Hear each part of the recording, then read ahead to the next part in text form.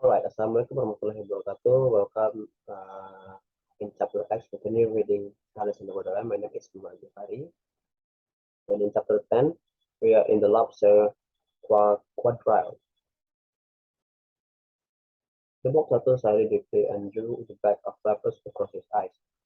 He looked at Alice and tried to speak, but for a minute or two sobs choked his voice, same as if he had a bone in his throat, said the griffin. And it set to work shaking him and punching him in the back. At last, the mocking turtle recovered his voice and with tears running down his cheeks, he went on again. "You may not have lived much under the sea." "I haven't," said Alice. "And perhaps you will never haven't introduced a lobster."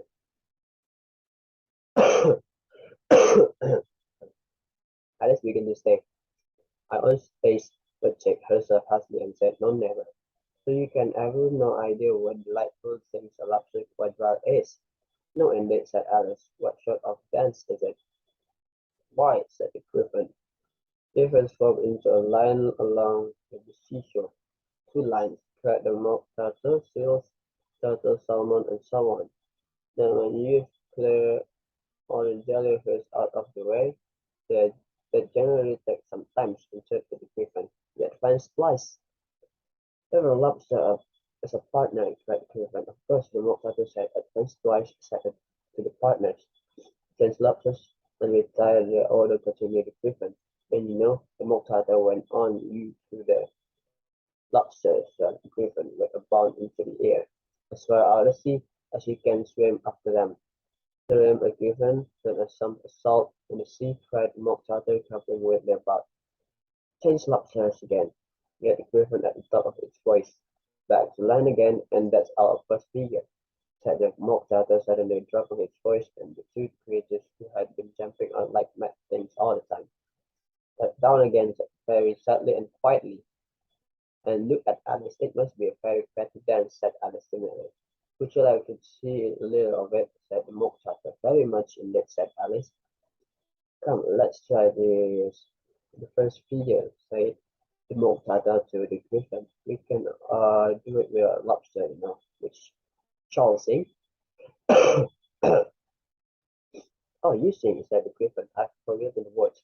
So they began solemnly dancing around Alice and, and every now then turning on the hurdles, then they passed the voice and laughing with their forepaws to make the time while the mock turtle sang this very slowly and sadly.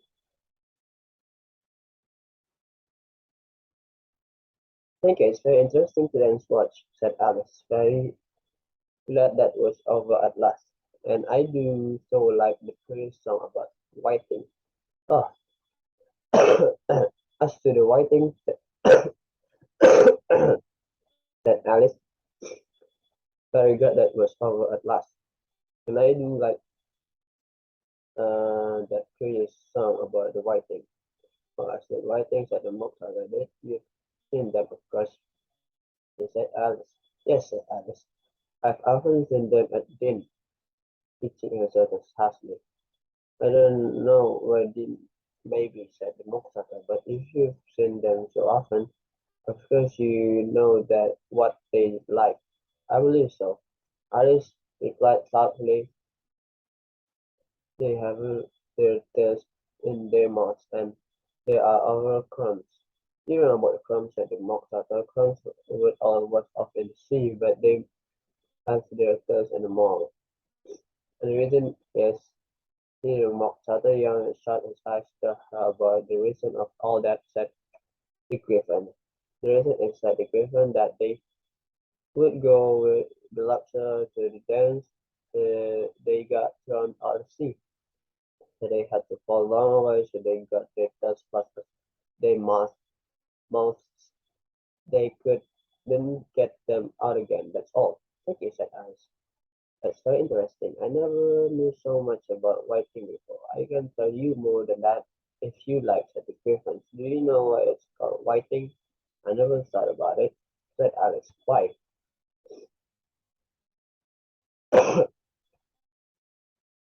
"It does boots and shoes." The Griffin replied solemnly, and it was darkness that puzzled the boots and shoes, she repeated in the wondering tone.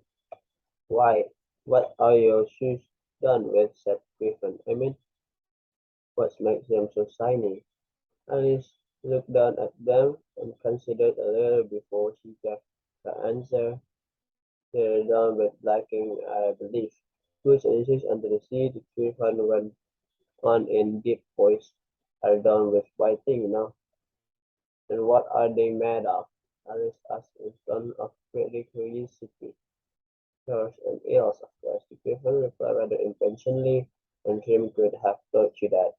If I'd been the white thing, said Alice, was still running on a song, I'd have said to the poor keep back, please. Don't want you with us. They were obliged to have him with them. The mock said, wise fish would go anywhere with a purpose. Wouldn't it really? Said Alice in a tone of great surprise. Of course not, said the mock turtle. Why if a fish came to me and told me he was going a journey, I should say with that purpose. Don't you mean purpose? Purpose, said Alice. I mean what I say. The mock turtle replied in an offended tone, and the griffin added, come, let's hear some of your adventures. I could tell you my adventures beginning from this morning, said Alice a little timidly, but it's no use going back to yesterday because I was a different person then. Explain that, said the mock turtle. No, adventures first, said the griffin in the impatient tone. Explanation takes such a dreadful time. So Alice began telling them her adventure for the time when he first was a rabbit. She was a little nervous about it at first. The two creatures get so close to her on all sides and opened their eyes almost very wide. When she gained courage, she went on. The listeners were perfectly quiet till she got the part about a street painting. You are old, Sir William, said the caterpillar on all coming different, and then the moth drew a long breath and said, that's very curious. It's all but curious as it be, said Griffin. It all comes different, the mock turtle repeated thoughtfully. I should like to hear her try to repeat something now. Tell her to begin. He looked at the griffin as if he thought it had some kind of authority over Alice. Stand up and repeat. This voice of a Ferris Lego, said the griffin. How spiritual are the one about and make on one repeating lessons, thought Alice. I might just well be at school at once. However, she got up and began to repeat it. But her head was so full of the lobster quadrille that she hardly knew that she was saying, and the word has come very quietly. That's a difference from what I used to say when I was a child, said Griffin. Well, I've never heard it before, said the mock turtle, but it sounds uncommon and nonsense. Alice said nothing. She had sat down again with her face in her hands, wondering if anything would ever happen in a natural way again. I should like to have explained, said Mock Turtle. She said explain it, said the Griffin hastily. Go on the next verse. But about his toes, said the Mock Turtle and persisted. How could he turn them out with his nose? His nose, you know. It was persistent in dancing. Alice said, but she was dreadfully puzzled by the whole thing. And long to change subjects. Go on in next verse. The Griffin repeated impatiently that begins past his garden. Alice did not dare to disobey, that she felt sure what was all wrong, and she went on a trembling voice.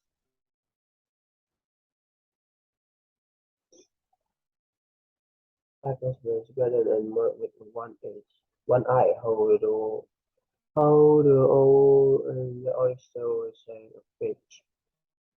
What is the use of repeating all that stuff? The mocker interrupted. If you don't explain it as you go on, it's by far the most confusing I've ever heard. Yes, I think "You'd better leave off," said the Griffin, and Alice was only glad to say, "Do so." "I'll read another singer and lobster quadrille," the Griffin went on. "Or would you like me to the Mock Turtle and to sing your song?" "Oh, a song, please, if the Mock Turtle would be so kind," Alice replied. Usually, the Griffin instead uh, replied, the Griffin said in a rather offended tone. No good thing for face.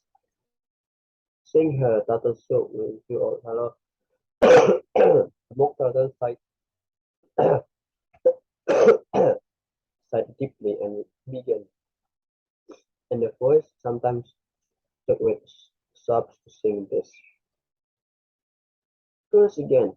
cried the Griffin, and the Mock Turtle had just begun to repeat it when a cry of a triumph beginning was heard in distance. "Come on!" cried the Griffin, taking Alice by and then hurried off without waiting for the end of the song. "What trial is?" Alice went as he ran, but the Griffin answered, "Come on!" and ran the faster, while more and more faint come and carried the breeze that followed them. The melancholy words, "So soups of the evening, beautiful, beautiful soup." Right, that's all about chapter 10. Thank you so much. Assalamualaikum warahmatullahi wabarakatuh.